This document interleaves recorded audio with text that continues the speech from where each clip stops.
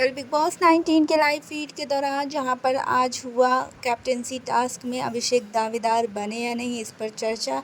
वहीं इस बात को लेकर अभिषेक भिड़े तान्या मित्तल से। जी हाँ दोस्तों, जहां पर पूरे टास्क के दौरान तान्या ने अमाल को और बसीर को किया सपोर्ट, वहीं यहाँ पर अभिषेक खुलासा करते हैं कि बसीर ने कहा कि अशनूर ने नहीं बल्कि तान्या ने सारी गंदगी की है, उससे जाकर कहो। वेल, ये बात बताते ही अशनूर बोलने लगे कि मुझे बसीर से कोई मतलब नहीं है, मेरा इस घर में सिर्फ 2-3 दोस्त हैं और उनसे तुम भिड़ोगे तो मैं भी लड़ूंगी। वेल, बिग बॉस के घर में जहाँ पर ये चर्चा हो रही है कि अगर कैप्टेंसी में किसी के बीच में झगड़ा ही नहीं होगा तो कैप्टन का ये काम नहीं है कि वो झगड़ा रुकवाए।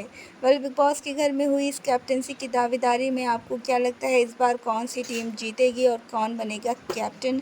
हमें अपनी राय कमेंट सेक्शन में ज़रूर बताएं और आगे की तमाम खबरों के लिए सब्सक्राइब करें हमारे चैनल को, बेल आइकन दबाएं।